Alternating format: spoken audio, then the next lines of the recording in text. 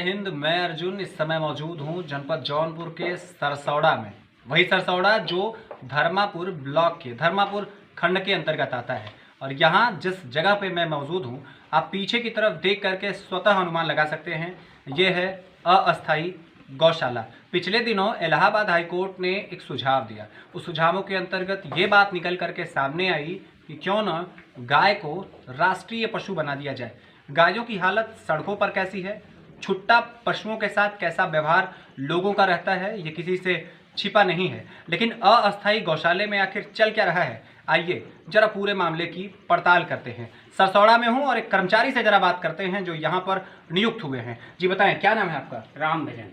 राम भजन जी हैं। और राम भजन जी, मैं आपसे जानना चाहूँगा सबसे पहले तो ये कि इस अस्थायी गौशाला सरसौड़ा में कुल पशुओं की संख्या कितनी है? 65। कुल मिलाकर के राम भजन जी बता रहे हैं कि यहाँ पशुओं की संख्या कुल मिलाकर के 65 है। एक शिकायत रहती है स्थानीय गांव के निवासियों की, बहुत सारी शिकायत मेरे पास आती है कि भैया पशुओं को लिया नहीं जाता वहाँ। इसके पीछे का क्या कारण है? इसके पीछे कारण है कि 65 गुरु का ही अस्थायी गौशाला है।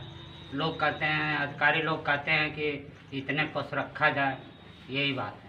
अच्छा, इनके कहने का मतलब ये जिन जिन लोगों की शिकायत रहती है उनके लिए मैं यहाँ से ज़रूर, अगर इनकी बात पुख्ता है तो मैं यहाँ से सूचना देता चलूँ कि सिर्फ और सिर्फ 65 पशुओं को रखने की अनुमति है। जी बिल्कुल, मैं आपसे ये जानना चाहूँगा कि कितने कर्मचारी यहाँ काम करते हैं?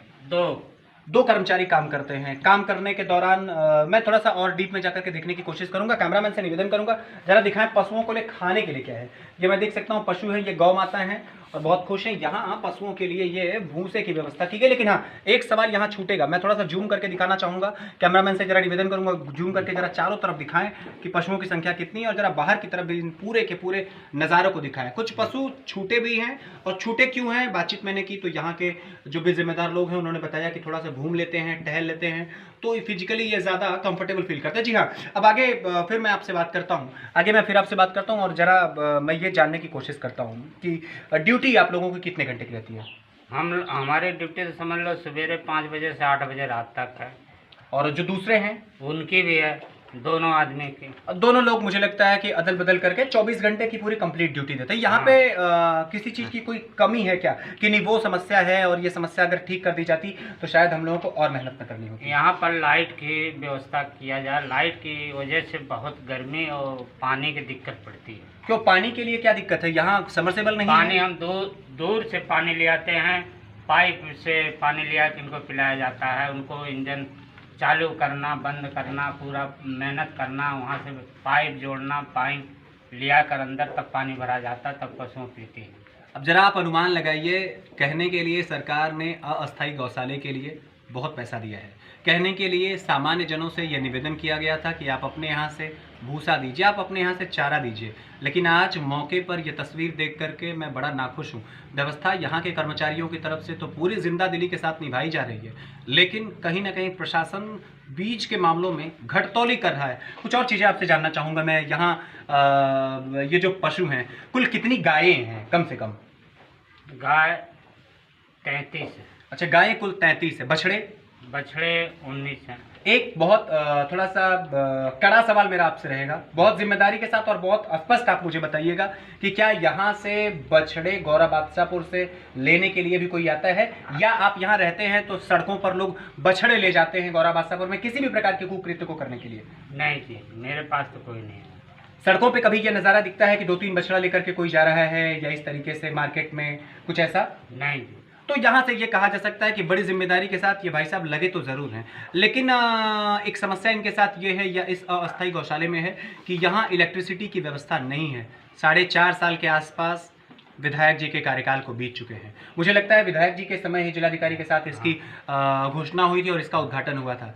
लेकिन मौके पर आज स्थिति क्या है ये किसी से छिपा नहीं है। मैं सामान्य जनों से भी निवेदन करूंगा कि इस अस्थायी गौशाले में पशुओं के लिए जगह नहीं है। आप लोग दूसरे शेल्टर्स में, दूसरे पशुआलय में ले जा करके, बहुत सारी जगहों पे ब्लॉक में बहुत सारी जगह हैं, आप वहाँ कंसल्ट करिए, ले जा करके जमा करिए। कुछ समस्या भी आती है, लोगों से बहस भी हो जाती होगी पशु जमा करने के लिए? हाँ जी, बहस हो जाती है, लड़ाई झगड़ जाते हैं।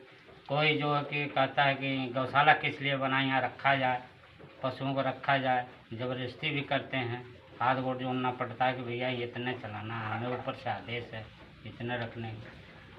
तरबतर पसीने से डूबा हुआ यह शख्स कितना सच कह रहा है इसका अनुमान तो मैं नहीं लगा सकता, लेकिन बहुत ईमानदारी के साथ कह सकता हूँ कि ये एक ऐसे लोग हैं, ये समाज का वो तबका है जो कम से कम कभी कुछ झूठ नहीं कहता। उम्मीद करता हूं अंत में वीडियो समाप्त करते करते एक बार अंत में फिर से निवेदन करूंगा कैमरामैन से कि पूरी की पूरी तस्वीर दिखाएं। मैंने यहां चारा आपको दिखा दिया है कि भूसा है, और मैं चाचा से निवेदन करूंगा जरा आप आगे की तरफ आएँ और जरा आगे की तरफ देखते हैं पानी पीने के लिए क्या व्यवस्था है यहाँ।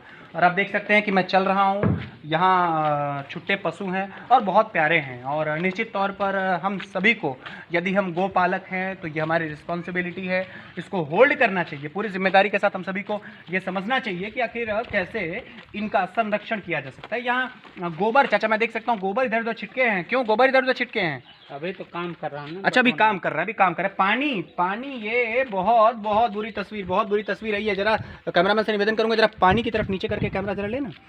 ये पानी कितना साफ है, ये अभी पानी पिए हैं ना, ये मुँह से। ये पानी कितना साफ, तो जी हाँ बिल्कुल, इनके कहने का उद्देश्य ये है कि ये भैया काई नहीं है, ये अभी पिया उन्होंने, मुंह में भूसे लगे होते हैं, इस वजह से ये थोड़ा सा आपको गंदा दिख रहा है। मैं जरा वो उस स्पॉट पर ले जाना चाहूँगा लोगों को जहाँ पर समरसेबल की बातचीत चल रही है। थोड़ा सा और आगे जाते हैं। ये गौ माताओं की संख्या लगभग 65 के आसपास आपने बताई है, और जरा ये देखते हैं यहाँ ये समस्या है जहाँ समरसेबल नहीं है। ये समस्या, अगर ये समरसेबल हो जाता तो मुझे लगता है कि ये जो पानी की समस्या बाहर से आपको ला करके पिलानी हो रही है वो शायद न होती। जाते जाते मैं ये ज़रूर कह सकता हूँ, जाते जाते मैं ये ज़रूर कह सकता हूँ कि आरोप लगा देना एक पक्ष है, किसी का सहयोग करना दूसरा पक्ष है। आपके पशु आते हैं, उनको यहाँ रखा नहीं जाता तो सामने वाले को लगता है कि नहीं ये सामने वाला हिला हवाली कर रहा है या वो ठीक ढंग से काम नहीं कर रहा है, लेकिन सच्चाई ये है कि ये लोग भी कानून से बंधे हैं।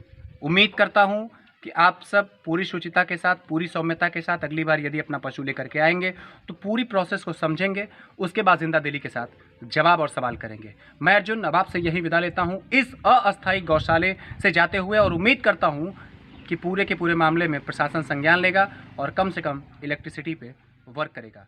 जय हिंद।